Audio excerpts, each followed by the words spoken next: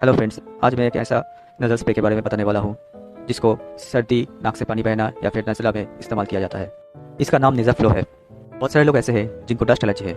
थोड़ी सी भी डस्ट लगने से उनके नाक से पानी बहता है, कभी कभी आँख से भी पानी बहने लगता है। तो ये एक टाइप का एलर्जिक रिएक्शन है दोस्तों। तो इसमें इसका इस्तेमाल किया जाता है।